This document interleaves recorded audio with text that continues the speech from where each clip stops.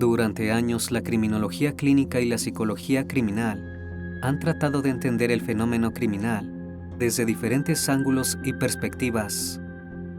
Hay ciertas conductas y factores que llevan a una persona a cometer actos delictivos. Hay un momento en la vida de estos sujetos en donde todo se fragmenta: la frustración, la soledad, la desesperación y la falta de atención se apodera de ellos. Y es precisamente ahí donde una persona en apariencia normal se convierte en una persona antisocial. Y muchas veces la inspiración proviene de un crimen previo.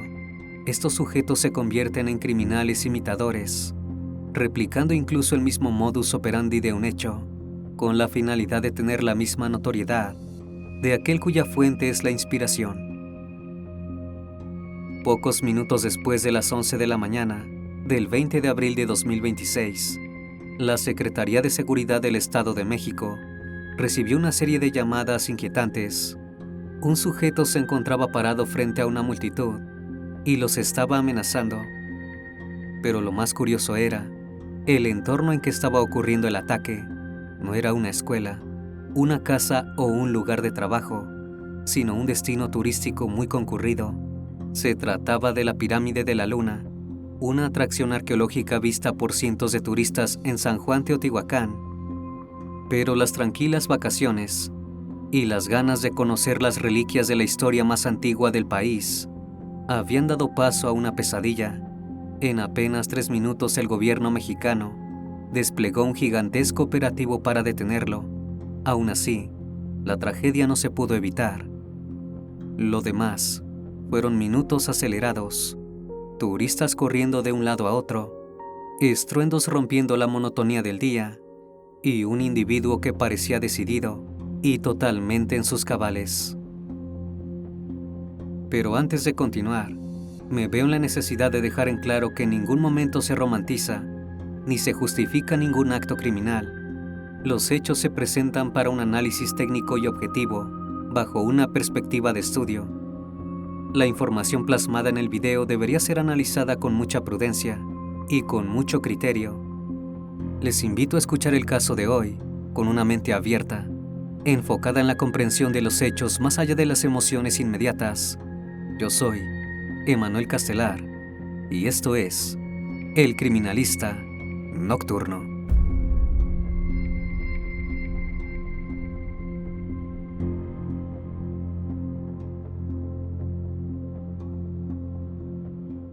Buenas noches, bienvenidos al Criminalista Nocturno.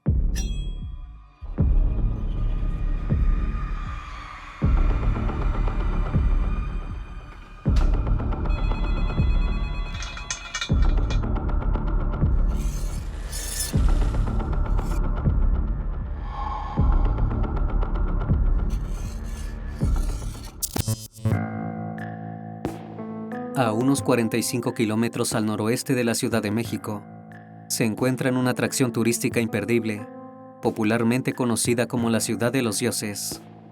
Es tan antigua que los propios aztecas, al establecerse en esa zona, la descubrieron ya en ruinas. Se estima que la época de mayor esplendor de esta ciudadela fue hacia los años 100 y 650 después de Cristo. Toda esta y mucha más información es la que miles de turistas al año escuchan cuando se acercan a recorrerla en contingentes o pequeños grupos. Se trata de una parada obligada para los amantes de la historia antigua, y sus dos mayores atracciones son las enormes y monumentales pirámides del Sol y la Luna. Esta última tiene una altura aproximadamente de 45 metros y fue construida en honor a la diosa del agua y la fertilidad, Chalchiuhtlicue. En sus 4 niveles inclinados y con plataformas, la estructura asciende y se va estrechando.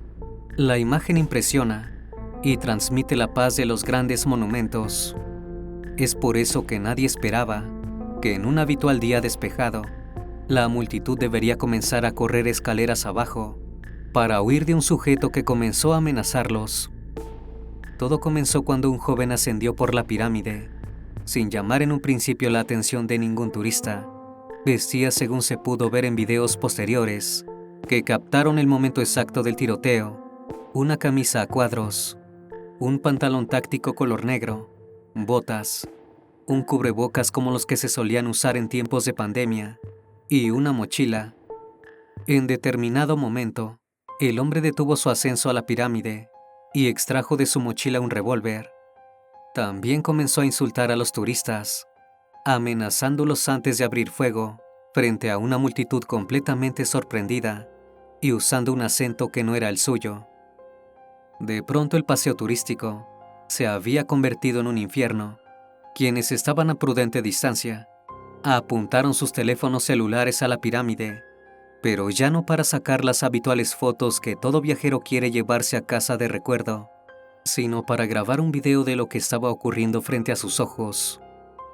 En una de esas grabaciones, llegó a escucharse la voz desesperada de una mujer que rogaba: «Llamen a la policía», mientras se podía ver apostado en una de las primeras plantas a no menos de 15 metros de altura al tirador.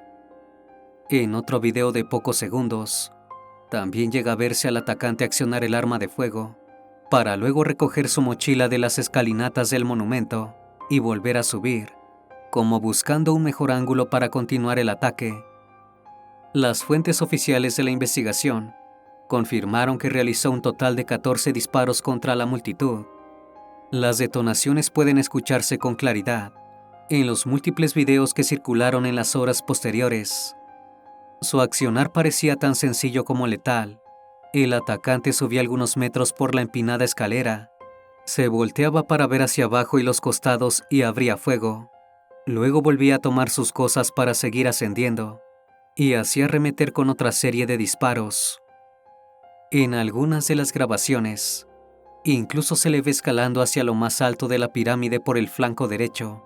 El tirador aparece como una pequeñísima silueta, apenas recortada en el cielo, que incansablemente seguía subiendo para volver a tirar. Nadie parecía poder detenerlo, y a la desesperanza del momento, hacía suponer que las víctimas podían contarse por decenas.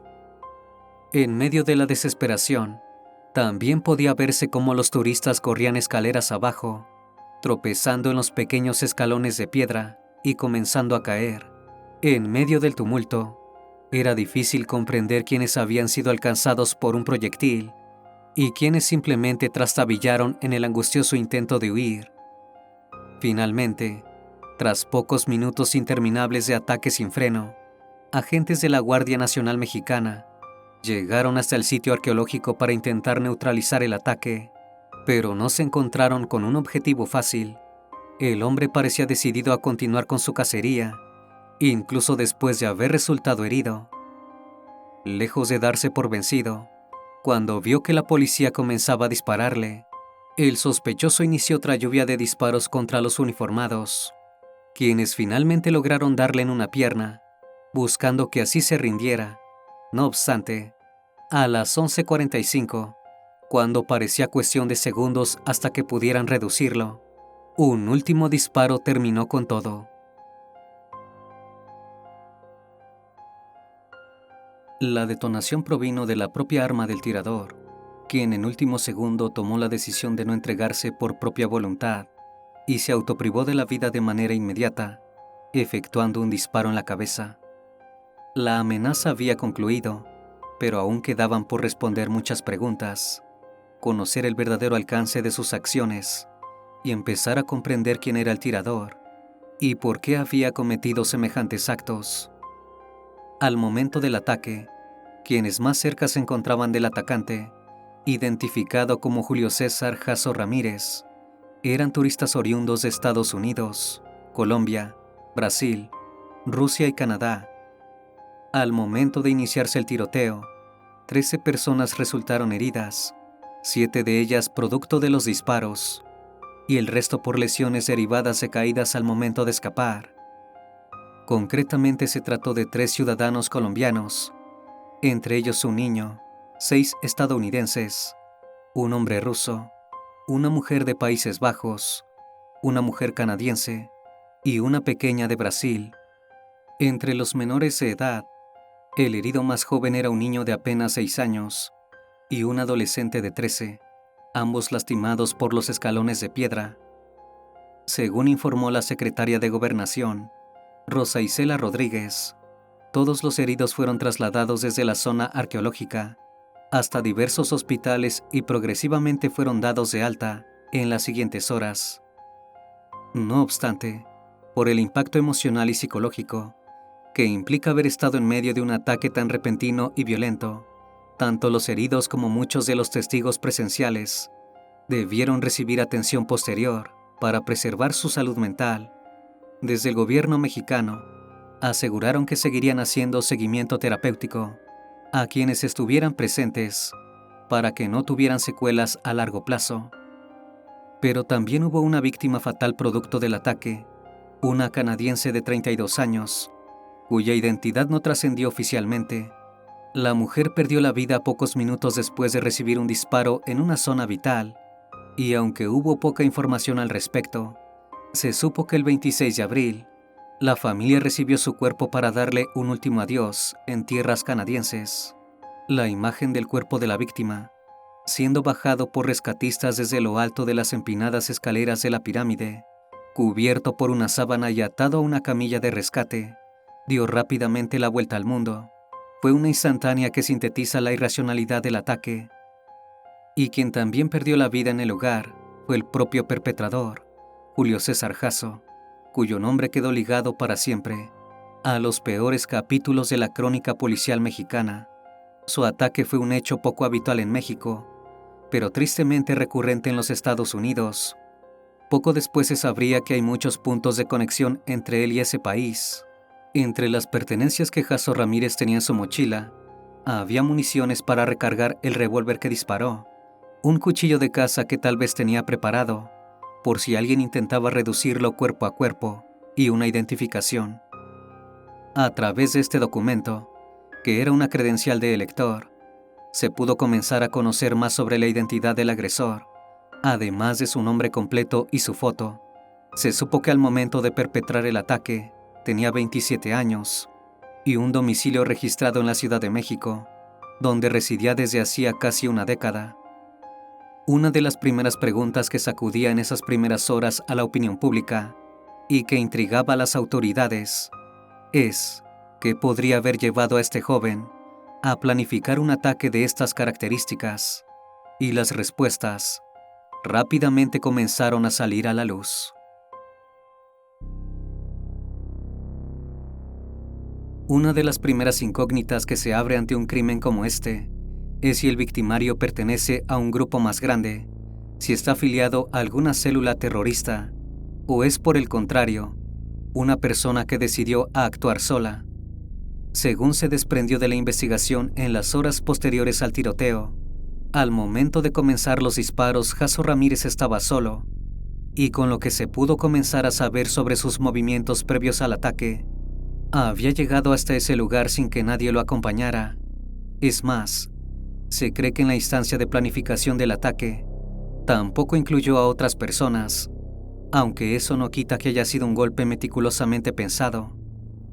En los primeros minutos nadie descartaba la posibilidad de que Jasso Ramírez hubiera abierto fuego en medio de un ataque transitorio de furia, o incluso de un brote psicótico, pero eso rápidamente se descartó. Con un análisis de las imágenes tomadas por los testigos, Jasso Ramírez no estaba nervioso, no vagaba sin rumbo, y no parecía desorientado o alterado por alguna sustancia o un padecimiento mental previo.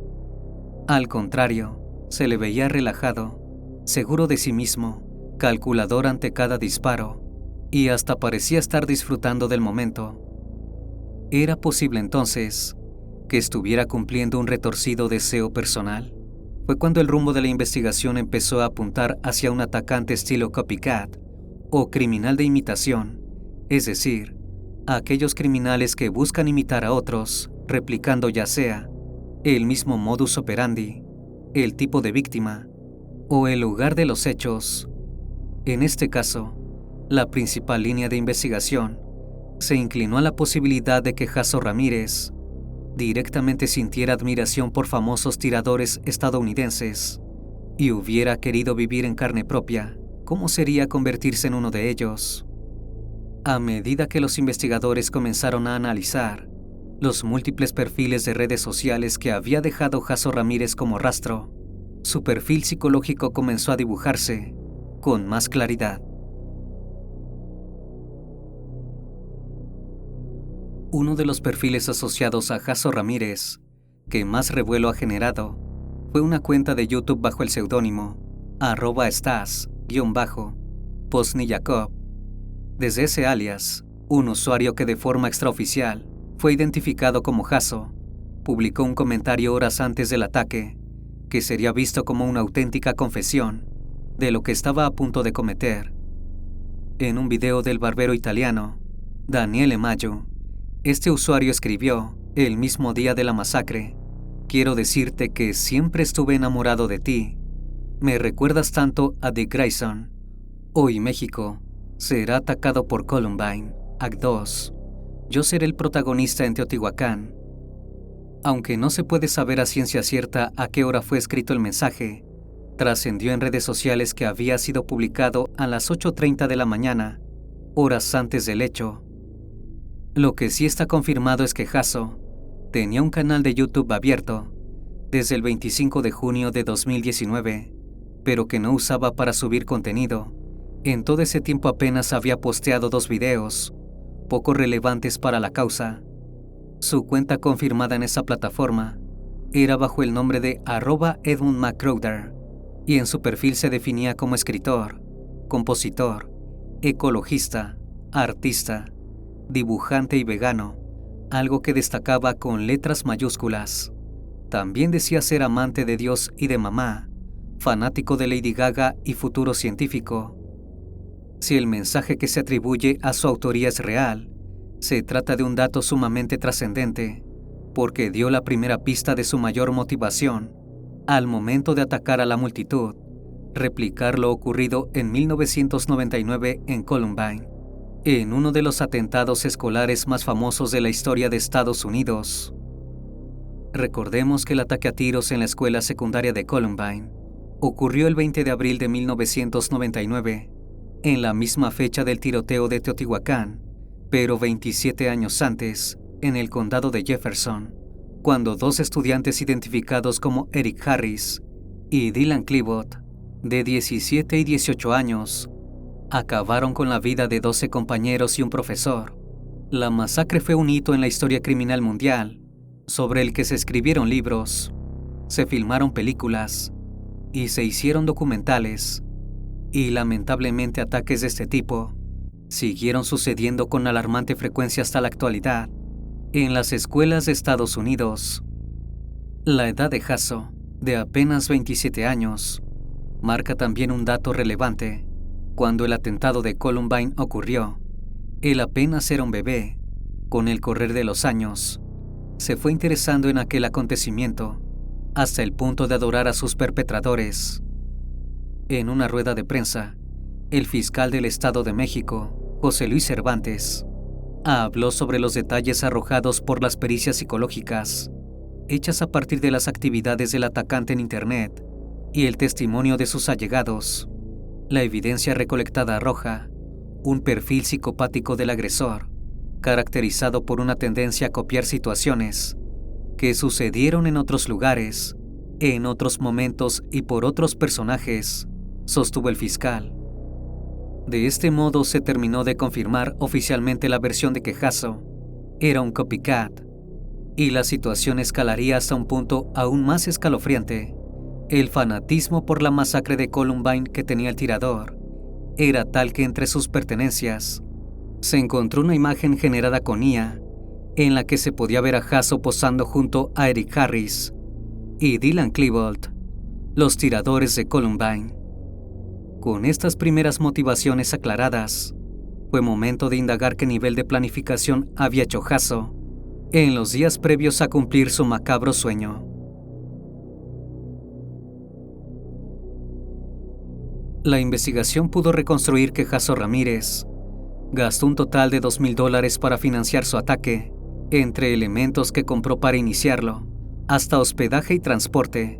Quedó claro que el hecho había sido detalladamente planificado y que incluso visitó el sitio arqueológico varias veces antes de atacar, con el fin de estudiar cada movimiento para prever dificultades logísticas. Pero a todo esto, ¿quién era él? Jaso Ramírez nació en Iztacalco, en la Ciudad de México, aunque en un principio se dijo que había nacido en Tlapa, Guerrero. Esto porque sus familiares radicaban en aquel estado, pero desde hacía unos años alquilaba una casa en la Ciudad de México, donde vivía con su padre. Al momento del hecho, los progenitores de Jaso estaban separados y su madre vivía en Puebla. Para los investigadores, ese paso previo por Tlapa era otro aspecto a investigar a fondo, ya que se trataba de una zona con una larga historia vinculada a las guerrillas, que podría echar luz sobre cómo aprendió el atacante a disparar. A su vez, el dueño de la casa en la que vivía Jaso, cuya identidad se mantiene en reserva, lo calificó como un joven tranquilo, que no llamaba especialmente la atención y que tampoco había generado problemas en la vivienda. Hasta antes del ataque era en apariencia una persona común, no era una figura conocida, no tenía antecedentes criminales y llevaba una vida discreta. Incluso se llegó a mencionar que había escrito algunos libros que llevaban el nombre impreso de Vilhjalmur M. Marston como autor, o por lo menos Jaso Ramírez se atribuyó la autoría de diferentes obras en sus redes sociales, tocando temas como masonería, sociedades secretas, temas esotéricos y mitología grecorromana. Personas cercanas señalaron que era alguien reservado, aislado y con comportamientos extraños, alguien que se mantenía distante y que mostraba intereses oscuros en redes sociales. Además, se señaló que en ocasiones mencionaba que la vida era injusta. Algunos lo recuerdan como alguien racista y muy clasista, que le gustaba discriminar a las personas. Julio César estudiaba en la preparatoria Simón Bolívar, en Acapulco, pero por alguna razón abandonó el colegio y fue a partir de entonces que su conducta cambió radicalmente, al grado de hostigar a sus compañeros por medio de las redes sociales. Incluso les mandaba mensajes a través de Facebook para decirles cuán exitoso era gracias a los dioses y que se codeaba con grandes personalidades de la masonería y que contaba con una página en internet con sede en Rusia. Dentro de estos mensajes también hizo alusión a la masacre de Columbine, diciendo que tanto Eric como Dylan, los responsables de este crimen, eran dioses que se habían ganado su derecho a hacerlo, porque el odio y la tristeza los habían hecho ser lo que son. Su mayor sueño era conocer la casa de estos sujetos. Tenía la ilusión de visitar el lugar el 20 de abril de 2024, por el aniversario del hecho. Ese tipo de señales, que para muchos pudieron parecer irrelevantes en su momento, hoy forman parte de un perfil alarmante, el de una persona que se fue desconectando emocionalmente mientras alimentaba una visión violenta del mundo. En un video que publicó en sus redes, donde se encontraba frente a un altar con velas, y las fotografías de estos sujetos, se le veía hablando inglés y maldiciendo al estado de Acapulco, ya que lo consideraba impuro y le llamaba a la ciudad del pecado. Todas estas señales de alerta pasaron desapercibidas, pues nadie imaginó que cometería un acto de tal magnitud. El punto clave es que el tirador llegó a las cercanías de Teotihuacán el domingo previo al ataque, ya con el objetivo en mente. Incluso llamó a su madre antes del ataque para decirle que tomaría un taxi al aeropuerto porque iría a Rusia. Se trasladó con vehículos de aplicación varias veces hacia las pirámides y simuló ser un turista más. Se hospedó en hoteles cercanos a la atracción y varios testigos que lo vieron en los minutos previos al ataque han afirmado que lo escucharon decir una frase inquietante: sacrificios, no fotitos. Los investigadores creen que con esas provocadoras palabras, Jaso se refería al atentado que perpetraría después, aludiendo a los sacrificios humanos que se realizaban en monumentos como aquel a algunos pobladores prehispánicos. Una turista estadounidense llamada Jacqueline Gutiérrez también afirmó que en la antesala al ataque escuchó que Jaso también se refería al aniversario de la masacre de Columbine. A partir de estas palabras, y otros testimonios recogidos por personas en el lugar, se cree que Hasso también tenía una motivación con tintes xenofóbicos. Algunos lo escucharon decir: «Europeos, va a ser la última vez que vienen aquí», y se refirió despectivamente a la costumbre de los turistas a fotografiar las pirámides. También se recolectaron testimonios que apuntaban a que Hasso se jactó de haberle disparado a 2 coreanos como si fueran perros, y también insultó a un turista brasileño, a otro portugués, y humilló verbalmente con especial énfasis a las mujeres que estaban en el momento del ataque. Horas más tarde, su progenitor, al no recibir noticias de él, decidió llamar al Hotel Villa Mesle, cerca de las 6 de la tarde, donde Hasso se hospedaba, para preguntar si efectivamente había abandonado la instancia, ya que al no recibir respuesta de su parte, comenzó a preocuparse de que algo malo le hubiese pasado. Otro paralelismo que generó un fuerte impacto fue cuando se dio a conocer la noticia de que Hasso tenía entre sus pertenencias varias fotos y libros sobre Adolfo Hitler. También trascendió la existencia de imágenes de Hasso haciendo el saludo de los seguidores de Hitler durante la Segunda Guerra Mundial, y se cree que su ideología era de extrema derecha. Lo curioso es que el líder nazi nació un 20 de abril, misma fecha del tiroteo en Teotihuacán y del de Columbine. En algunas notas encontradas se reveló que el sujeto decía recibir órdenes de una autoridad que no era de esta tierra. A medida que estos detalles fueron dándose a conocer, quedó claro que todo en la puesta en marcha del tiroteo fue una suerte de homenaje, casi un ataque performático. La camisa que llevaba Hasso ese día era similar a la que vestía uno de los atacantes de Columbine, y el revólver que Hasso Ramírez disparó, un Smith & Wesson de fabricación estadounidense, era una suerte de reliquia de la década de los 60. En el lugar se encontraron cartuchos sin percutir, lo que sugiere, según las investigaciones, que el sujeto tuvo la oportunidad de recargar el arma al menos en 2 ocasiones. Pero la pregunta que queda suspendida en el aire, después de un hecho de estas características, es si, así como Hasso, hay más personas dispuestas a seguir copiando esta violenta tendencia. Aunque no hubo detenciones posteriores al tiroteo, porque se concluyó que Hasso había actuado completamente solo, algunos indicios encendieron luces de alarma, tanto en las autoridades como en toda la comunidad mexicana. En la camisa que llevaba el sujeto había una frase muy sugerente estampada: desconectarse y autodestruirse. Este eslogan, que aparentemente surgió de la canción The Outsider, de la banda Perfect Circle, habla de violencia y autolesión, pero también ha sido retomada por subculturas de Internet, que glorifican el crimen en sus distintas formas. Concretamente, es una jerga utilizada con frecuencia en la comunidad True Crime, un nicho de Internet que busca reivindicar y replicar matanzas famosas como la de Columbine. Lo que más inquietud genera es que frases como esa, o el hilo que conduce a la True Crime Community, son elementos cada vez más recurrentes en diferentes casos que ocurren en el mundo y que aparentemente no están conectados entre sí. El caso del tiroteo de Teotihuacán podría parecer una excepción aislada si no hubiera ocurrido con apenas 3 semanas de diferencia a otro caso de un ataque mortal con un arma. Nos referimos a la ejecución de 2 profesoras en Michoacán, también en México, a manos de un estudiante de 15 años.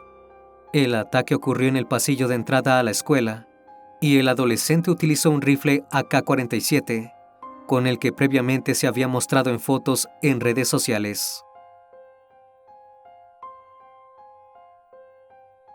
Hasta ahora, todas parecen piezas de un rompecabezas difícil de armar, pero que empezó a tomar cierto sentido. Varones jóvenes que encuentran en Internet un lugar de pertenencia, pero en círculos donde se acaba alimentando el odio y la sed de ataques masivos. La soledad y el individualismo que caracterizan a esta época parece potenciado por el constante uso de redes sociales y foros que facilitan el anonimato y el acceso a información detallada sobre hechos violentos de la vida real. En países donde los tiroteos masivos eran algo inédito, estos casos comienzan a repetirse con preocupante frecuencia, y los victimarios dejan pistas claras en Internet que nadie supo notar a tiempo. ¿Son simples casualidades o estamos ante un clima de época consolidado, a una contagiosa tendencia cuyas consecuencias aún no somos capaces de imaginar? ¿Acaso el tiroteo de Teotihuacán podría repetirse bajo la forma de otro atacante anónimo, aparentemente inofensivo? ¿Será que a pesar de los hechos, hay quien está esperando el momento perfecto para cumplir su fantasía, sin importar el daño que pueda causar? Lo cierto es que los jóvenes deben entender que este tipo de conductas no los hace héroes de ninguna forma. Son aplaudidos quizás por personas patéticas con un tipo de ideología parecida a la de ellos, pero al final del día, terminan arruinando sus vidas para siempre, donde una vez cometido el hecho, no hay vuelta atrás. ¿Qué crees que esté pasando con los jóvenes actualmente? ¿Por qué crees que muchos de ellos deciden dar el paso al mundo criminal? ¿Acaso hay algo que no estamos viendo? Unámonos como comunidad y tengamos un choque de ideas en los comentarios. Quizás entre tantos diferentes pensamientos y percepciones, podamos encontrar algo que pueda ayudar a nuestra sociedad. Una vez más, estimado público, gracias por acompañarme y por estar presentes en esta nueva transmisión. Les recuerdo que ahora pueden encontrar los episodios en Spotify, Apple Podcast, Amazon Music y, por supuesto, en YouTube Music. Me despido de ustedes con un fuerte abrazo, y si tú aún no formas parte de esta comunidad, te hago la cordial invitación a que lo hagas y nos acompañes en este camino. Esto es El Criminalista Nocturno. Hasta la próxima emisión. Y recuerden, en aquellas noches oscuras, siempre habrá una historia que contar. Buenas noches.